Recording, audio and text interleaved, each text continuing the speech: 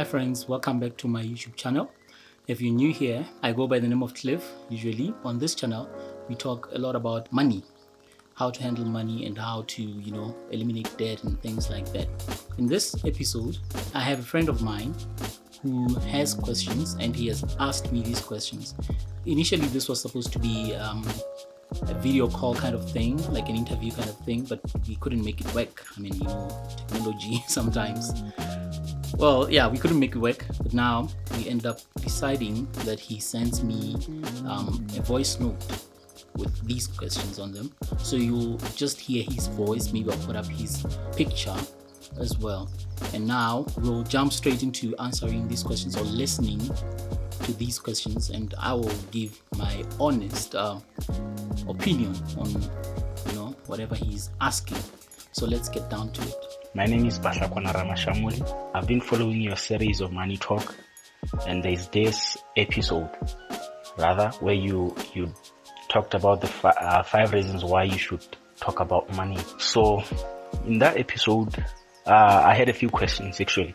My first question is, how do you actually start or begin talking about money? Okay, so his first question is how do you actually start talking about money? These money talks that I mentioned that are very crucial for us to actually have with family and friends. How do you actually start this? Now, the answer is quite straightforward. Again, I think it still goes back to the kind of relationship you guys have. If this person is a close friend of yours, and maybe you're seeing things, let's say maybe you are realizing that they're just not doing well with money. Example, maybe they're always complaining about money this, money that, or maybe they always, try to borrow money from you. Maybe, this could be a very easy way to start to say, look, I've realized that, towards month end, you always, need some cash injection. Like you always need some extra money. And I feel like you're struggling with money. Is that how this is that how it is? If this person is willing to talk about this, they'll simply open up to you. And again, realize that the kind of relationship you guys have will actually help in this case. If you guys are close and you start talking about this, it's quite highly probable that this person would open up to you, right? But if this is someone you're not very close with, they may feel like you're undermining them or whatever.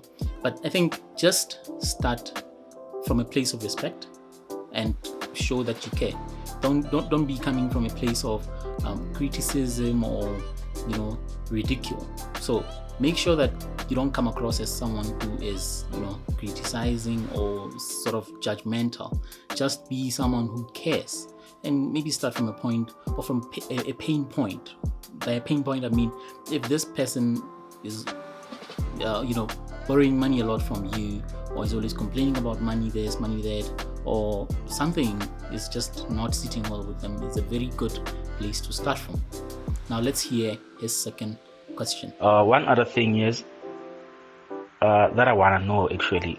My wife is a teacher, and she's got this mentality or understanding that you've got to know a little bit about finance or need to have a formal education about finance in order to understand how it works. And I find it pretty hard or difficult to convince her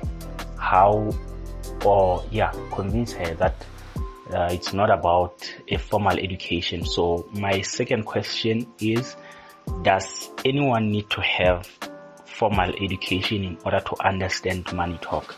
I think this is very important because she is, I don't want to say adamant, but kind of, yeah.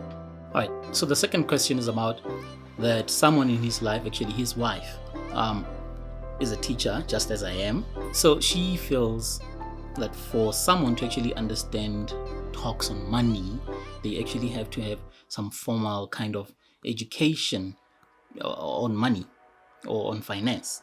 And personally, I don't think that should be the case. And I think that is quite limiting. It is quite limiting to actually think that way, because if you think you cannot talk about money because you didn't go to school to talk about money or to learn about money actually, then that's going to be a big problem. Here's why I'm saying this. Each and every one of us has money in their lives. You actually went to school to actually be able to earn some money later on. So this means we have to actually be able to handle money, to talk about money, to actually be comfortable around money. And I would say somehow this kind of thinking is an indication that there's this kind of stigma. And by stigma, we actually mean a negative attitude towards something. If we say you stigmatize people with HIV and AIDS, it means you have a negative attitude towards such people. If there's a stigma around money in your family, it means in the family there's a negative attitude towards money. So this is one of the indications, I would say, that there's something that is, there's this stigma, the negative attitude towards money, to say, I just don't want to talk about money. All I want is to just earn it and spend it, and that's it. And for you to actually succeed with money in life, you need to know some things. So you cannot limit yourself to saying only someone who went to school for this should know about this. So I myself am a teacher. I'm not by any way a financial advisor of sorts or anything of that sort. But that does not stop me from learning about money, from reading books on money. So I would like to tell your wife, Mr. Ramashamole, that she shouldn't be scared to talk about money. I'm a teacher as she is, and I'm running a YouTube channel, putting myself on the spot. People listen to me. Some people actually went to school for this. Mr. Ramashamole himself went to school to talk about money, accounting. So if that was the case, then he would be in a better position to talk about finance than anyone else that I know. But that is not the case, really. Anyone can talk about money. Anyone. All we have to do is sit, take the time to learn about these things and talk about them, so that when someone talks to you or brings these topics up, you would simply understand. So I don't think anyone has to go to school to actually understand any form of money talk. Let's hear Mr. Ramashamole's next question. My third question is, you talked about stigma or eliminating stigma as one of the 5 reasons you should talk about money. So my question about this is, what is this stigma that you're talking about in this situation? Because it says to me that stigma can either be real or perceived. So in my understanding is that you can eliminate perception, I think, but you cannot eliminate reality. So how would you differentiate the two, and how would you eliminate the stigma that you're talking about here in this instance? All right. So this question, or this next question, I think this is the third question, is about the stigma around money that I mentioned. Say that there's usually a stigma around money talks or conversations on money. And when I say stigma, as I previously mentioned in his last question, by stigma I mean the negative attitude towards money, right? And he goes on to say this means it could be perceived or real. I think that's where maybe we are going to a little bit disagree, to say if you have a negative attitude towards something, this could be because, of course, of your reality, maybe your past experiences with money, right? But usually when there's a stigma or a negative attitude towards something, it is not actually a reality or something that everyone has to accept, right? It's something that you actually perceive, maybe based on your experiences. So if you have a negative attitude towards talking about money because maybe that's how you grew up, you were told it was rude maybe to talk about money, or it was never talked about, so you really don't know what to say about money, that doesn't mean it's how it's supposed to be. So we cannot term that reality. So we could simply look at it as a perception, right? So in order to eliminate stigma, as I mentioned in the previous video, we simply have to normalize talking about money, right? Make it a habit. So Mr. Ramashamole is married. He has a wife. Now, yourself and your wife, Mr. Ramashamole, can actually sit down every month, have a talk about money, discuss your plans, drop your budget, discuss things that actually include money, right? So that way, if any of you has placed a stigma around money or has developed a negative attitude towards money, gradually this attitude or this negative attitude can be dealt with, can be eliminated over time as you actually realize that, oh look, I was afraid of something that really isn't so bad, right? So simply talk about money.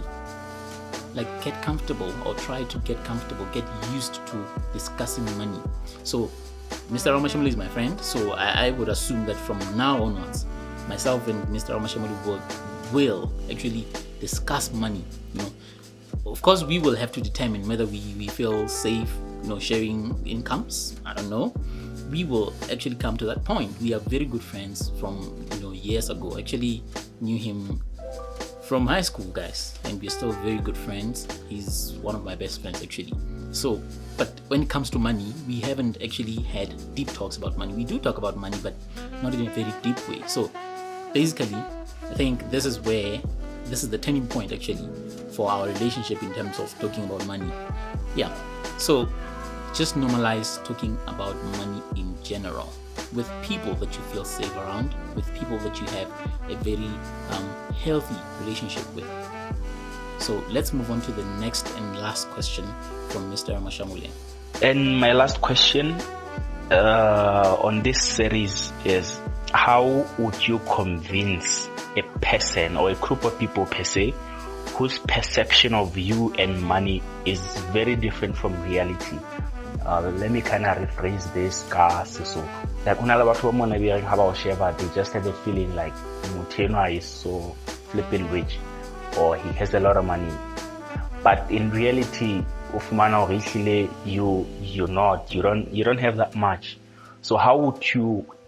Let's suppose that this people or this particular person who has this kind of perception about you, you want to have the money talk with.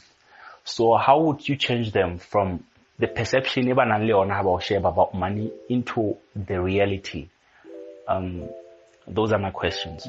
All right, this last question is so interesting, and I feel like it could be quite challenging, honestly. Now, when someone has a certain perception of you, and when it comes to money, well, it's quite difficult, guys. But here's how I see it.